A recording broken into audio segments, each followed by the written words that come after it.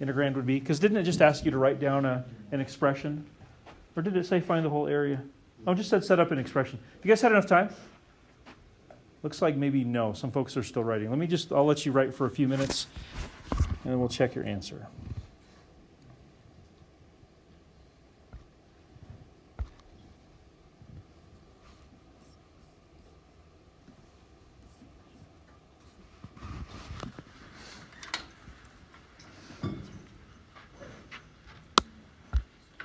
Answers, make sure you're doing good with this. In order to do this, don't we need to get some intersection points so we can understand where to start accumulating and where to stop? So we need to know this intersection point right there, and we need to know that intersection point right there.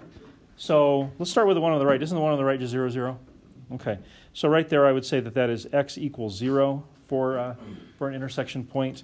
And what about the one on the left? What did you guys come up with? You got to use the intersection finder. Negative 1.239. 1.239? Yeah. Okay, negative 1.239? Okay. Hey, just a word of caution to you. All this says here is to set up an integral expression that allows you to find the area. If it said, and actually find the area, you want to be super careful that this number here, which I'm sure is rounded, you want to make sure that you don't use the rounded version when you actually calculate your area. Use all the digits that your calculator will give you, so don't do an intermediate rounding. We only have to set this up, so I'm not too worried about it. But just a word of caution on that. Okay, so Colin, does that help? Okay, cool. So then, setting up the actual expression, I would say something along these lines. Let's just kind of check our answers against each other. I would go integral from negative 1.239 to 0, because I'm going to start accumulating on that left part of the region. I'll stop right there at the origin. And then it's going to be high minus low. And I want to show you a couple of versions of the answer here. So on that particular region, wasn't the trig function the higher function? Okay, so I'm going to say 5 times sine of 2x squared minus the cubic, the negative x cubed there, dx. So since all you have to do is write the expression, we're good, we're done, moving on, right? Can I show you an alternative? So if you wanted to make this quicker and easier on you, because this has been named, and this has been named kind of like what we've done in the past, if you wanted to say integral from negative 1.239 to 0, and all you wrote was f of x minus g of x dx, I'm fine with that too. In fact, I'm happier with that because that way there's less possibility of you forgetting a parentheses or a squared or some like really silly thing that would cause you to miss a point or something. So I would just put their names down instead of their function rule. So your choice in that. How you guys doing? You have any questions at all? Okay, fantastic. So then let's take a look at number 3. I think you'll find number 3 to be a little bit, yes, a little bit different. Okay, so again, I made this one calculator active.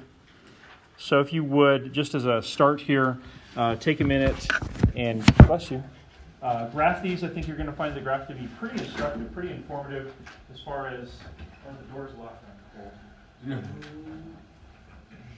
Sorry, it was all. I think you'll find the graphic kind of let you know how different this is compared to what we just did. So anyway, graph it, check it out. Your region is actually regions. I would say that this one over here in orange and the other one over here in purple, those are your regions right there, aren't they? And so it says, find the total area bounded by the graphs of, there's 2 different areas, right? So then as you look at those 2 areas, look at the orange one, which function is telling the rectangles in the orange region how high to be?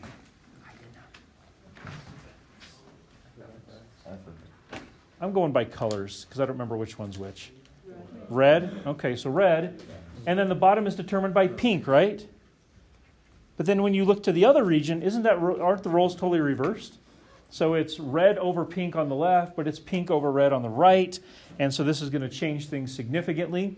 What do you think our strategy could be here to deal with the fact that the the high-low switches halfway through. Say again, Saline? Two totally separate integrals, right? So you could think of this as the kind of the sum of two different areas. So you can find one area, you find the other area, you add them up, and you should be good. So if you would, please take a moment here. See if you can set this up. Calculator's active, so I would encourage you to use Math 9 once you get to a place where you have it set up. But do work on setting it up. See if you can arrive at a good conclusion. We'll check your answer in a little bit.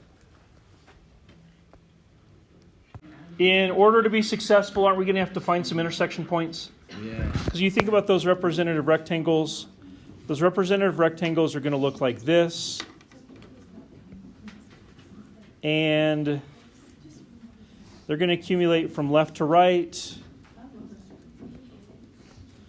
And then, again, over here on this region, they're going to accumulate from left to right again. So we're going to need some intersection points to tell the integral where to start accumulating and where to stop accumulating. It's going to make a difference. So, like I said before, you're definitely allowed to use the intersection point finder. We are going to be using x's again. We're going to be using these vertical representative rectangles.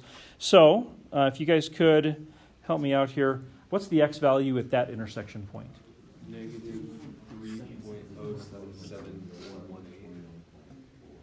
I'll just abbreviate that. You've got the whole thing. Okay, and then we've got this one in the middle. That's where the high versus low switches. So intersection point there? Negative 0.670. 670? Yep. Okay. And then lastly, we come over here to this one. X is equal to 1 point something. 1.296. You guys all agree with those? Okay. So I need to remember that on the left, the red graph. Which graph was the red graph? Was that f? Was that really f of x? Yep.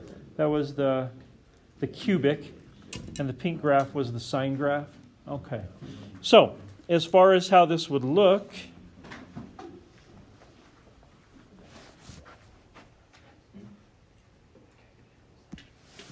we would go two separate integrals.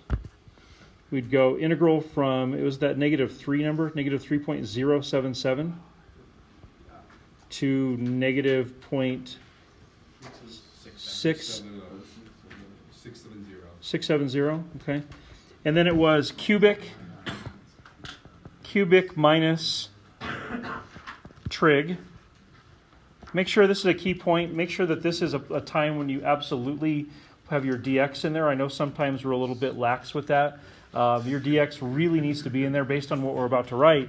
Because then wouldn't you take that and go plus integral from negative 0.670 to 1 point, what was it? 396? 296.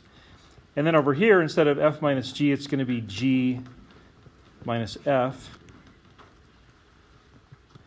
And that would be your setup. That makes sense when you think about the way the graph worked out, the way the regions worked out. Still accumulating from left to right with these dx wide rectangles. At this point, you got to go Math 9, right?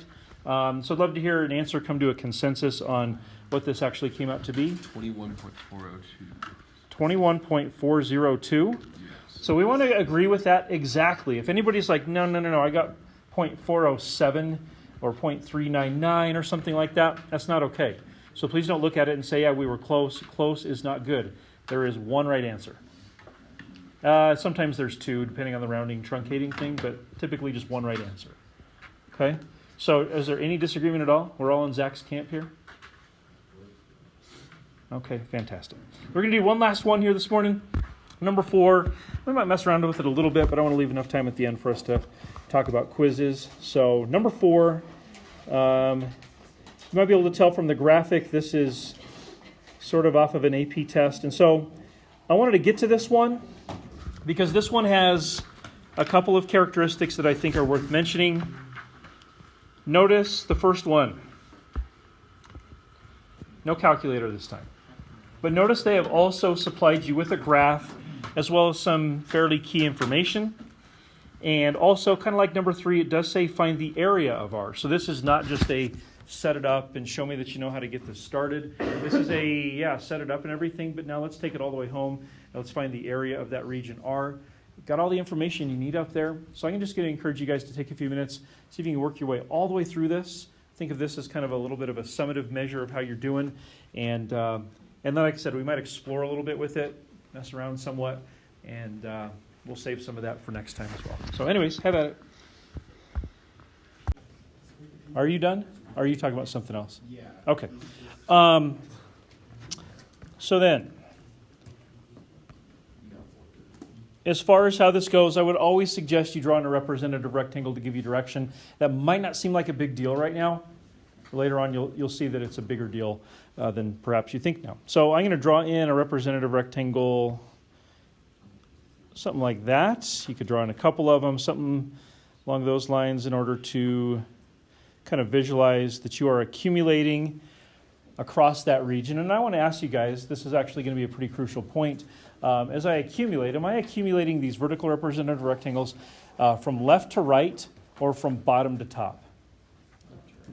I'm accumulating as I move from left to right. That's correct. That's really important. So a general principle here, especially with area, you can, I'll throw out there's a caveat to this, but in general, if you have vertical representative rectangles like this, you'll be accumulating from left to right. If you were to use those horizontal ones like I mentioned earlier, you'd be accumulating from bottom to top. Okay. So as we accumulate from left to right, perhaps your integral would start off like this. You would say integral from where to where? Let's set up those limits right now. That'd be from 0, right? So I'm starting there at the origin. Why did you pick the 2 instead of pick the 4? It's an x value, right? And if we're accumulating from left to right, we're going to accumulate from an x value to an x value. So this 0 down here, it's kind of hard to tell where that came from because the origin is just 0, 0. It could have been either way. But the 2, 4, we're going to pick the x value because we're accumulating from left to right. Another thing I think I mentioned in the video is that when you set up an integrand, at least in this class, you're going to want to have every single element of the integral and the integrand be in terms of the same variable. So in this case, x would be it. Okay, so then which function is telling the rectangles how high to go? Linear function. The linear function, and of course the parabola is the one that's determining the bottom of the rectangle. So I'm going to say high would be 2x minus low would be x squared, and there's your setup. Does that make sense? All right. So then to proceed with this, you find your antiderivative. We're just going to be doing fundamental theorem 1 here. So x squared minus 1/3 x cubed evaluated from 0 to 2. We're going to plug in our 2. So it'd be 2 squared minus 1/3 of 2 cubed minus, what's kind of nice about this, it's not always going to be this way, but you end up with just 0 squared minus 1/3 times 0 cubed. And so that whole second term goes to 0, doesn't it? Okay. So then we focus on finishing this one off, and we end up with 4 minus 8/3. 12/3 minus 8/3 is 4/3. So that answer I saw as I walked around looks like we all agree. Is that good? Okay. So a word of caution about this. Sometimes you get into a rhythm where we think, oh, if you plug in a 0, the answer will just be 0. Think of some instances where that's not true. What kind of functions? Say again? Cosine. What else? Logarithms. Kind of like logarithms, how about exponentials? Right? So if you've got some like non-polynomial stuff going on and you plug in a 0, it's very likely the result won't be 0. So just be really careful with that. In this case, that is the result. Okay, so I want to lay some groundwork real briefly for what we're going to do on Monday. So check this out. We're not going to go all the way through with this. You all just naturally gravitated towards vertical representative rectangles, didn't you? In this case, there is nothing keeping you from doing this. Horizontal. Notice, if you picture it all the way up and down the shape, wouldn't the left edge be determined by the line and the right edge by the curve? And so there is no good reason to neglect this either. And so if we were going to do something like this, we'd set it up a little differently. We'll explore this a little bit on Monday. But instead of accumulating from left to right, I'm accumulating from bottom to top. So what would be my lower limit if I were to set this up? 0. And what would be my upper limit? 4. And then here's where I'm going to leave this for the moment. All those rectangles we had before were vertical, and so the thickness was measured, watch, the thickness was measured like this, like from left to right. So they were dx wide. What do you think the width on these rectangles is? It's dy. Yeah, so it's going to be integral from 0 to 4 of, we don't know yet, dy. And we'll talk about the we don't know yet stuff when I see you guys on Monday. Okay? So I think everybody is good to go. Everybody in here took the quiz, so let's just put some stuff away, whatever.